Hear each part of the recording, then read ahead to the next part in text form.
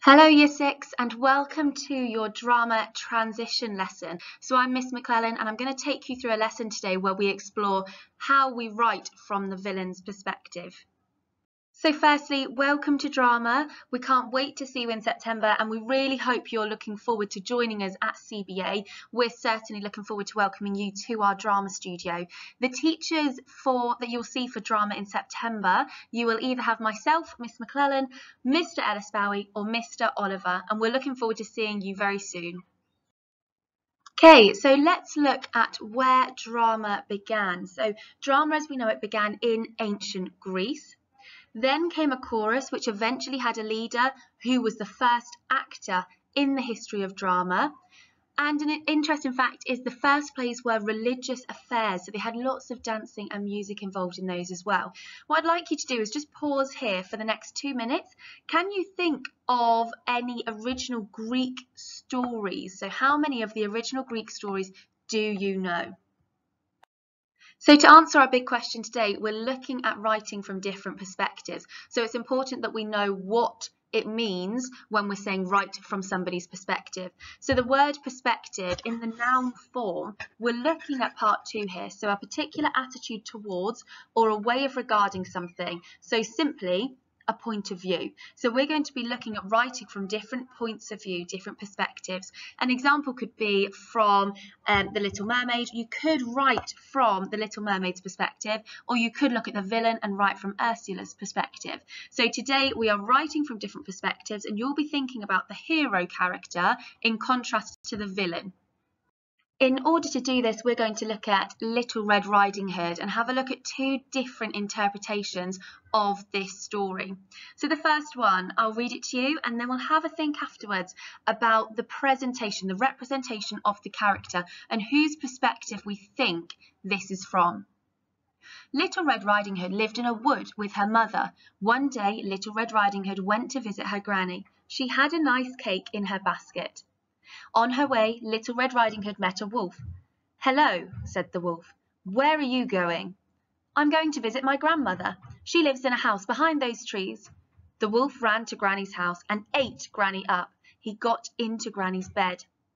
A little later, Little Red Riding Hood reached the house. She looked at the wolf. "Granny, what big eyes you have!" "All the better to see you with," said the wolf. "Granny, what big ears you have!" "All the better to hear you with," said the wolf.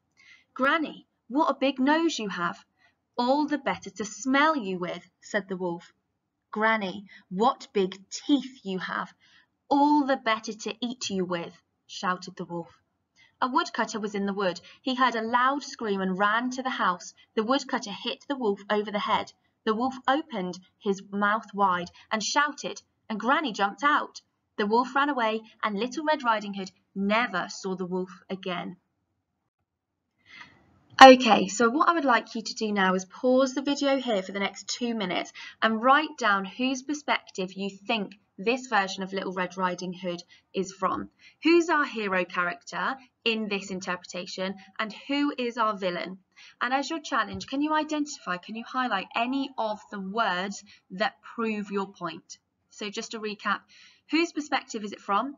Who is our hero and who is our villain? And can you find me some evidence from this text to prove that? Okay, so now we're going to look at a second interpretation, still from Little Red Riding Hood, but this time it's from a series called Seriously Silly Stories. So again, once we finish the reading of this version, you'll be thinking about whose perspective it's from, who is the hero, who is the villain, and whether you can find me some evidence for those things. The sweetest, fluffiest, politest little wolf cub you could ever hope to meet is the object of the big bad girl's appalling affections on his way to Granny Wolf's house. The mean-spirited girl is so mean, she even trips deer as they scamper by. She shouts rude things to the animals she sees and even throws pine cones at baby hedgehogs, but teasing little Wolfie is her favourite pastime. There is no explanation for the big bad girl's attitude. Her father is a kind old hat maker who loves hats of every shape and size and thinks everyone should wear one night and day. The problem is that his hats are so ridiculous nobody will buy them. One day he made her a hat she thought was the most horrid ever made, a red woolly hat with a matching cape. The big bad girl couldn't wait to find an unsuspecting animal to wear the atrocious garment. Predictably, it's the fluffy little wolfie who was tricked into believing it's a gift from old Granny Wolf.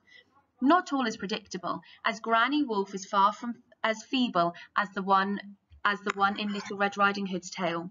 Granny Wolf is enormous, with huge eyes, sharp teeth, and a long, drooling tongue as she chops her own wood. Okay, so now you've heard the second interpretation of Little Red Riding Hood. I'd like you to pause here and answer those same questions again. So, whose perspective is this written from? Who's our hero this time, and who is our villain? And then as your challenge, can you find me any quotes, any pieces of evidence, so some of the words on this page that prove that? Okay, so pause the PowerPoint here for me to complete those questions. So this is what you were considering then. Who is the hero?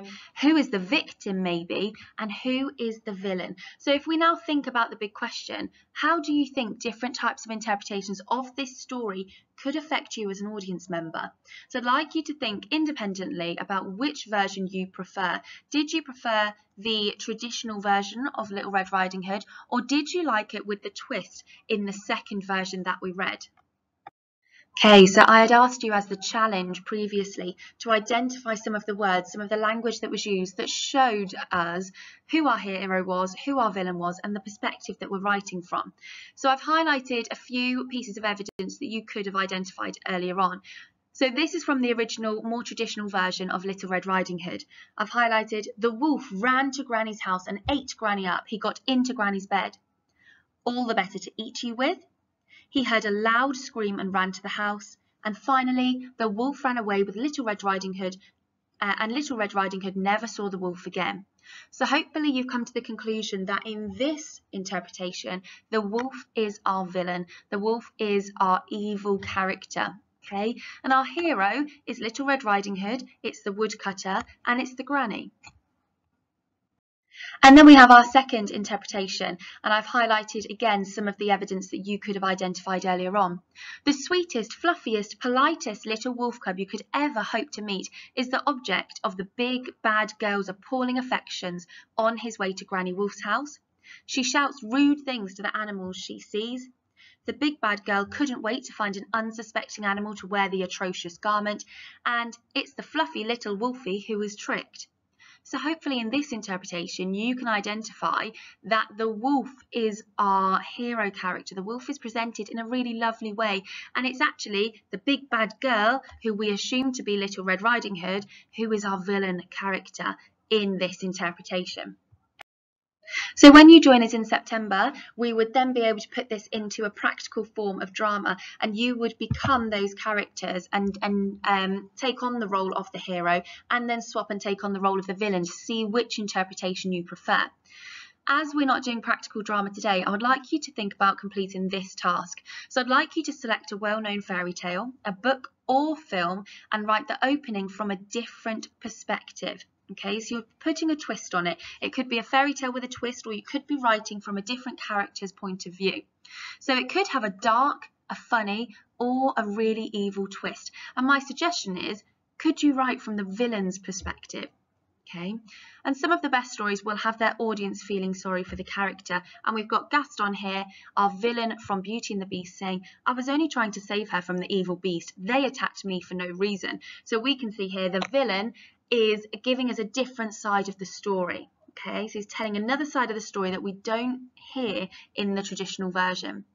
So I'd like you to stop the lesson here now and spend the next 30 minutes creating your own version of a fairy tale, a book or a film that you really like, trying to take on the perspective of the villain so that we hear a new side to the story.